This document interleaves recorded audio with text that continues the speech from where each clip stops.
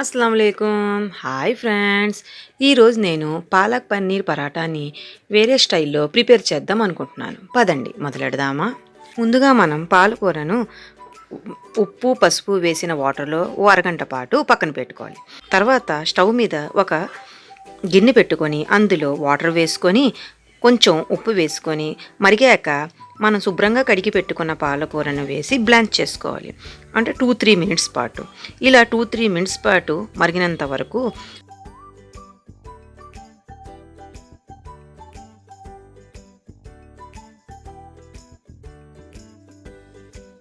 మనం పక్కన ఒక చిన్న గిన్నె పెట్టుకొని బటర్ని సిమ్లోనే ఇలా వీడియోలో చూపిన విధంగా మెల్ట్ అవ్వనివ్వాలి. దీన్ని సిమ్లోనే చేయాలి, ఎందుకంటే బటర్ అన్నది మాడిపోతుంది. దీన్ని పక్కన పెట్టుకోవాలి. ఇది చల్లారినంత వరకు మనం అంతలో పాలకూర మరిగింది కదా, అది తీసి చల్లటి ఐస్ క్యూబ్ ఉన్న వాటర్లో వేసుకోవాలి. దీనివల్ల కలర్ అన్నది చేంజ్ అవ్వదు. ఇప్పుడు అది చల్లగా అయినంత వరకు మనం వేరే ప్రొసీజర్ చేద్దాం. ఇప్పుడు ఒక ప్లేట్ తీసుకొని అందులో మనం పన్నీర్ని ఇలా వీడియోలో చూపిన విధంగా మనం క్రష్ చేసుకోవాలి. మనం తురుముకోవచ్చు, కానీ ఇలా చేసుకుంటే ఈ పరాటాకి చాలా టేస్ట్ అన్నది వస్తుంది. ఇలా మొత్తం పన్నీర్ని క్రష్ చేసుకున్న తర్వాత అందులో ఉల్లిపాయను సన్నగా తరుక్కొని వేసుకోవాలి. ఇది చాలా అంటే చాలా టేస్ట్గా ఉంటుంది.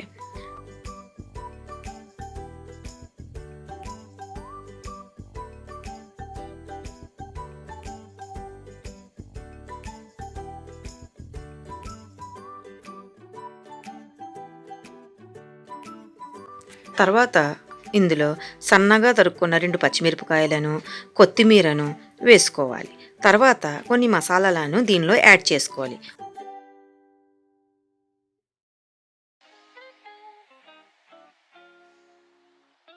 ముందుగా మనం రుచికి సరిపడంత ఉప్పు, తర్వాత పెరి పెరి మసాలాను వేసుకోవాలి. దీనివల్ల మంచి ఫ్లేవర్ అన్నది యాడ్ అవుతుంది.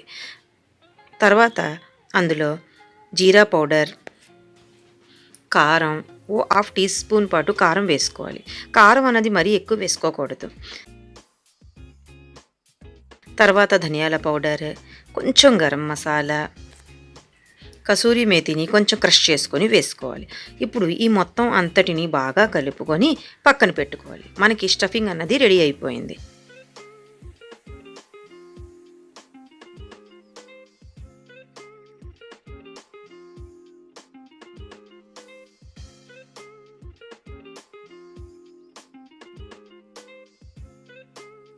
ఇప్పుడు మనం పాలకూర చల్లగా అయింది కదా, ఇప్పుడు దీన్ని మనం మెత్తగా గ్రైండ్ చేసుకోవాలి. ఇప్పుడు ఒక మిక్సీ జార్ తీసుకొని అందులో మనం బ్లాంచ్ చేసుకున్న పాలకూరను వేసి అందులో మన వాటర్ని ఇలా మొత్తం పిండుకొని అందులో పాలకూర, కొంచెం వెల్లుల్లి, కొత్తిమీర, తర్వాత 2 పచ్చిమిరపకాయలు కారానికి తగినంత, తర్వాత పుదీనా,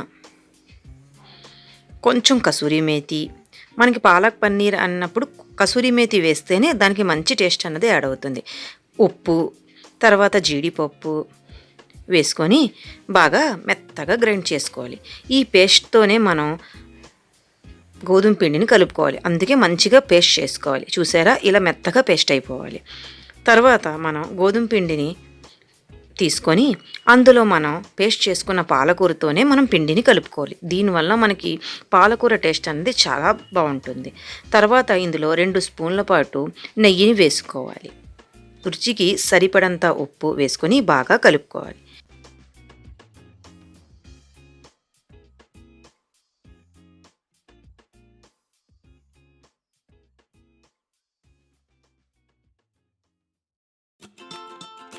ఇప్పుడు మనం గ్రైండ్ చేసి పెట్టుకున్న పాలకూరను కొంచెం కొంచెం వేసుకుంటూ మొత్తం ఈ పేస్ట్తోనే పిండిని కలుపుకోవాలి. చూసారా, గ్రీన్ కలర్ అనేది ఎలా ఉందో. నేను ఏ ఫుడ్ కలర్ కూడా కలపలేదు. మనం ఐస్ వాటర్లో వేసుకోవడం వల్ల మనకి కలర్ అన్నది చేంజ్ అవ్వలేదు. అదే మనం మామూలుగా పెడితే కలర్ అనేది బ్లాక్ అయిపోతుంది. ఐస్ వాటర్లో పెట్టడం వల్ల గ్రీన్ కలర్ ఎంత చక్కగా ఉందో చూసారా. ఇప్పుడు మొత్తం పిండిని బాగా, నాకు మొత్తం పిండికి ఆ పాలకూర సరిపోయింది. నేను 2 కట్టలు తీసుకున్నాను. మంచిగా మనం ఓ 10 మినిట్స్ పాటు మంచిగా మర్దన చేసుకోవాలి. ఇప్పుడు దాని మీద ఆయిల్ అప్లై చేసుకొని ఓ 10 మినిట్స్ పాటు పక్కన పెట్టుకోవాలి. మరీ ఎక్కువసేపు మనం పెట్టుకోకూడదు, ఎందుకంటే బ్లాక్ అయిపోతుంది. అందుకే మనం ఓ 10 మినిట్స్ 15 మినిట్స్ పాటు మనం పక్కన పెట్టుకోవాలి. ఇప్పుడు మనం 15 మినిట్స్ తర్వాత మళ్ళీ ఓ 5 మినిట్స్ పాటు బాగా కలుపుకొని ఇప్పుడు మనకి ఏ సైజులో కావాలో అలా మనం బాల్స్లా చేసుకొని ఫస్ట్ ఇలాగ మనం పొడిపిండి వేసుకొని ఇలా మనం ఒత్తుకోవాలి. ఇలా బాగా ఒత్తుకున్న తర్వాత పల్చగా ఒత్తుకోవాలి. పరాటా అన్నది కొంచెం అంటే ఇది పరాటా కాదు, కుల్చా మోడల్లో నేను చేస్తున్నాను. పరాటా కూడా చేసుకోవచ్చు, మనం ఇలా చేసుకొని అది మధ్యలో స్టఫింగ్ పెట్టుకొని ఆలూ పరాటాలా కూడా చేసుకోవచ్చు. కానీ ఇలా చేసుకోవడం వల్ల కుల్చా టైప్లో మంచి క్రంచీగా బాగా వస్తుంది.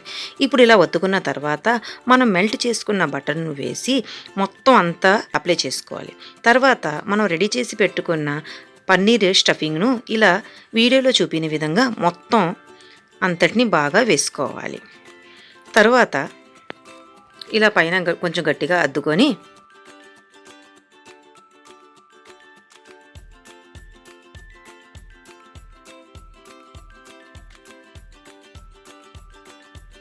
తర్వాత వీడియోలో చూపిన విధంగా ఇలా మనం ఫోల్డింగ్ చేసుకోవాలి. చూడండి, ఇలా పక్కన ఉన్న దాన్ని మధ్యలో కొంచెం చేసుకొని ఇలా మనం ఇలా ఫోల్డ్ చేసుకుంటూ వెళ్ళాలి.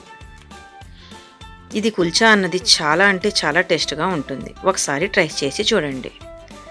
మనకి ఇలా రెస్టారెంట్లో కూడా ఇలాంటి కుల్చాలు దొరకవు, అందుకే మనం హెల్తీగా చాలా ఈజీగా ఇంట్లోనే తయారు చేసుకోవచ్చు. తర్వాత పక్కన వాటిని కొంచెం గట్టిగా స్టఫింగ్ బయట రాకుండా అద్దుకోవాలి. తర్వాత నైఫ్తో ఇలా మధ్యలో కట్ చేసుకోవాలి, ఇలా వీడియోలో చూపిన విధంగా. తర్వాత ఇలా బయటికి పన్నీర్ వచ్చినట్లు ఈ రెండు ముక్కలను ముందుకి కనిపించే విధంగా చూడండి, వీడియో ఎలా చూపిస్తున్నాను మీరు చూస్తున్నారు కదా, ఇలా ముందుకు చేసుకోవాలి. మధ్యలో కట్ చేసుకున్న తర్వాత ఆ రెండు ఫోల్డింగ్స్ను పైకి వచ్చేలాగా చేసుకోవాలి. తర్వాత ఇలా రౌండ్గా చుట్టుకుంటూ కుల్చా మోడల్లో తిప్పుకోవాలి. ఆ ఎడ్జ్ని కిందకి పెట్టి కొంచెం వత్తుకోవాలి, బయటికి రాకుండా. స్టఫింగ్ అన్నది కొంచెం బయటకు వచ్చినా పర్వాలేదు. ఇలా పొడిపిండి కొంచెం వేసుకొని మనం మెల్లగా వత్తుకోవాలి.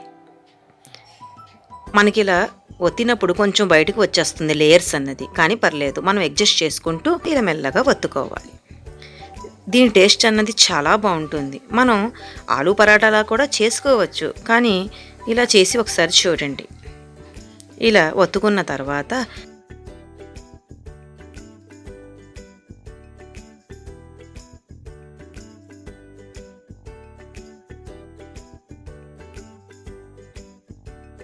బాగా వేడైన పెనం మీద ఇలా పరాటా వేసి రెండు వైపులా మంచిగా కాల్చుకోవాలి. నేనైతే మెల్ట్ చేసుకున్న బటర్ ఉంది కదా, దాంతోనే నేను పరాటాను కాల్చుకున్నాను.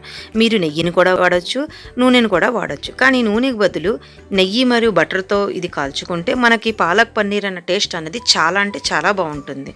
ఇలా ఒకసారి ట్రై చేసి చూడండి. ఇలా రెండు వైపులా చక్కగా కాల్చుకోవాలి. మనకి పైన క్రిస్పీగా లోపల సాఫ్ట్గా బాగుంటుంది. పాలకూర ఫ్లేవర్ అన్నది చాలా బాగుంటుంది. పిల్లలు కూడా చాలా ఇష్టంగా ఇది తింటారు.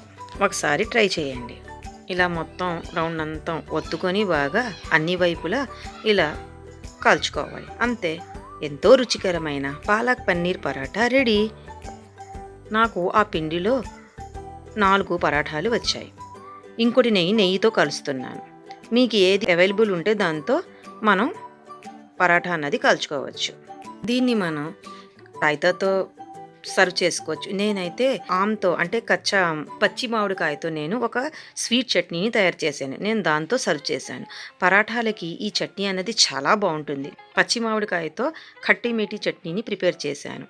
మనకి ఇది వేసవికాలం కాబట్టి పచ్చి మామిడికాయలు దొరుకుతాయి. దాంతో ఇది చేసి పెట్టుకుంటే అన్ని పరాఠాల్లోకి ఈ మామిడికాయ తురుము పచ్చడి అన్నది చాలా బాగుంటుంది. పుల్లగా తీయగా చాలా బాగుంటుంది. చూసారా ఎంత ఎమ్మీగా రెడీ అయిందో? ఇలా మీరు ఇంట్లోనే తయారు చేసుకొని ఎంజాయ్ చేయవచ్చు. అంతే. మీకు నా ఈ వీడియో నచ్చినట్లయితే పూర్తి వీడియోను చూసి నా ఛానల్ని సబ్స్క్రైబ్ చేయండి, లైక్ చేయండి, షేర్ చేయండి, నాకు సపోర్ట్ చేయండి.